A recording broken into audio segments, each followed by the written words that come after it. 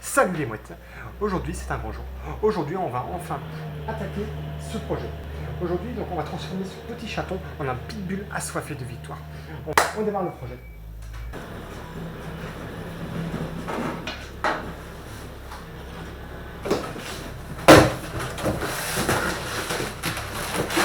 On va commencer par démonter la batterie. Même si elle est quasiment à plat, on va la démonter.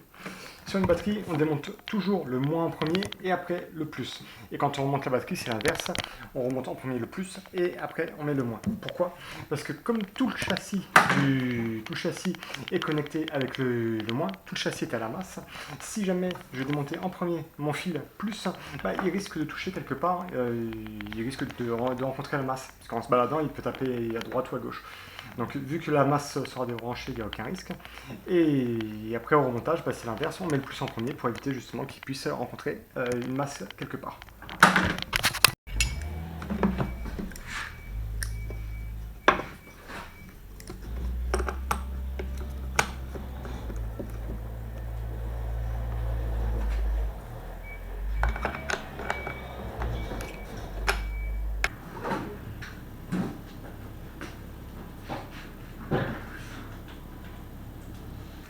Allez, démontage du fauteuil.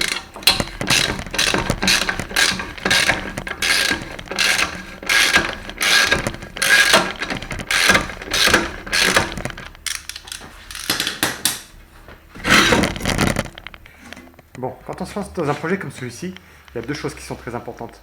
La première, c'est d'être à jour de tous ces vaccins tétanos et compagnie. Et la deuxième, c'est d'avoir un bon dégrippant.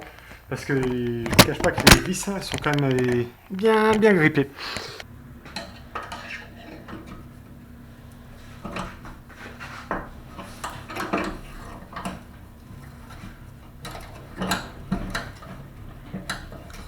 Une autre solution, plutôt que de se vacciner contre le tétanos et d'avoir du dégrippant, et tout simplement, c'est de porter des gants. Et comme là il fait très chaud, j'ai pas envie de porter des gants.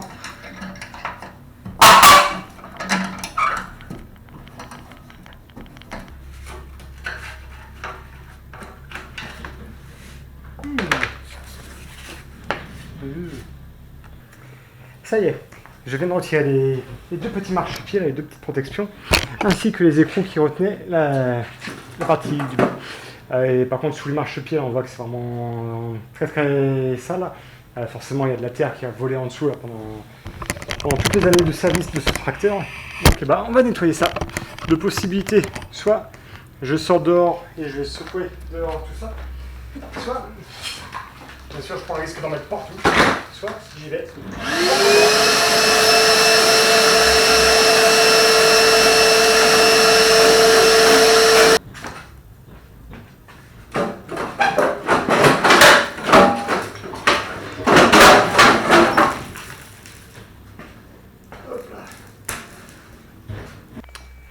Bon, je vais m'attaquer au démontage du train avant et de toute la tringlerie de direction. On peut noter ici qu'on a une tringle qui permet de gérer le parallélisme entre les deux roues. Pas forcément très grosse, on dirait un diamètre 9 comme ça, vue d'œil 9 ou 10. C'est pas qu'elle me fait peur, mais je sais qu'on travaille beaucoup par compression et par arrachement. J'ai envie d'améliorer un petit peu cette barre. Non seulement parce qu'elle est pas très grosse, mais c'est surtout les petites rotules qui... Je sais pas si on va grand chose ici, un peu sombre. Les petites rotules sont assez fines, et elles par contre, elles vont travailler en cisaillement. Donc il faut qu'on ait quelque chose de très résistant. Je vais démonter ça, je vous en parlerai un petit peu plus tard.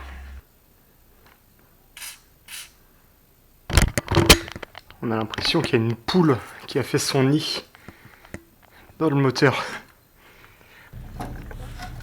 C'est le moment de prendre des actions dans le dégrippant, les gars.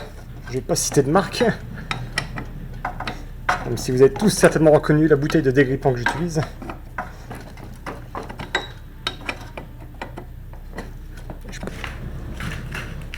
Parfois le dégrippant ça suffit pas, alors il y a d'autres outils plus écologiques.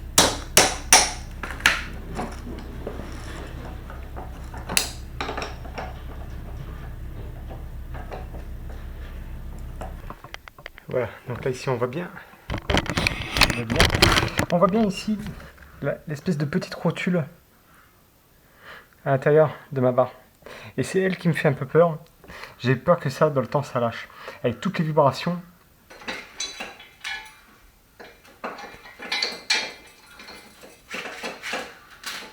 Hop, on sécurise la bête.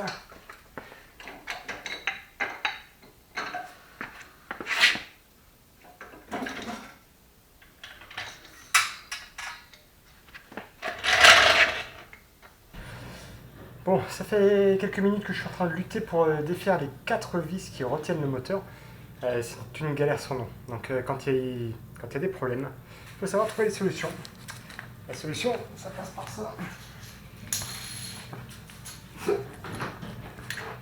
Ah oui, je suis bien truc. N'oubliez pas, on la refait.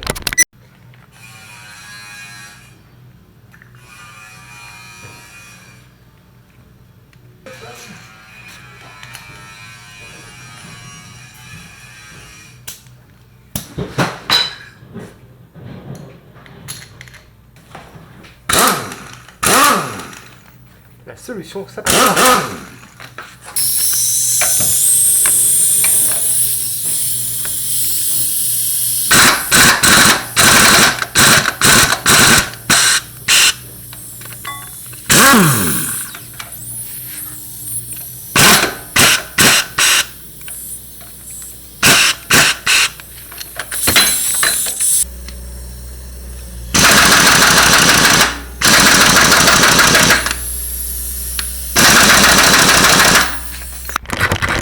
Bon bah, quand ça veut vraiment pas, on met un petit coup de W40, on va boire une bière, et puis on vient plus tard tester une autre technique.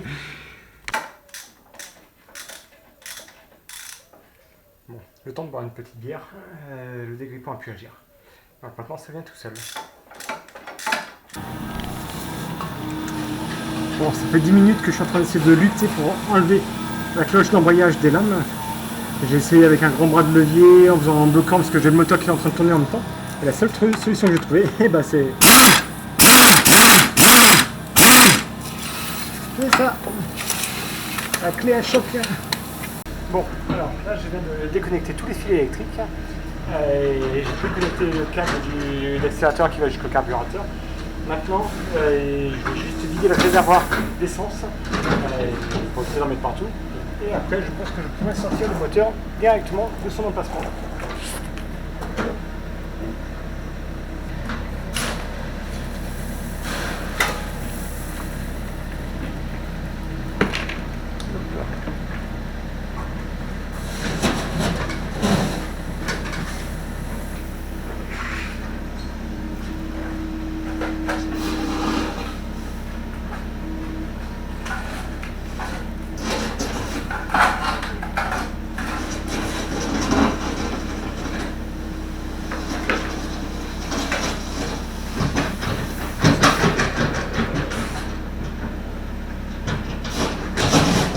On l'a eu. Bon, maintenant que j'ai retiré le réservoir, je vais retirer tout le circuit électrique. Là, voilà, j'ai débranché le Neumann, la commande d'embrayage.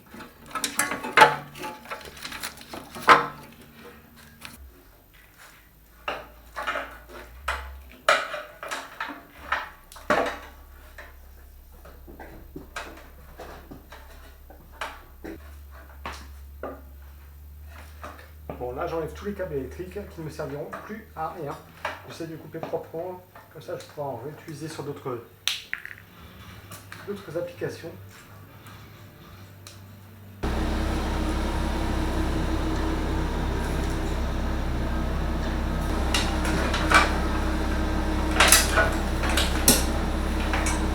Le faisceau. Et ça, si on l'envoie suffisamment haut en l'air, il paraît que ça atterrit dans l'espace. Et c'est ce qu'on appelle un faisceau spatial. Ok, je sors.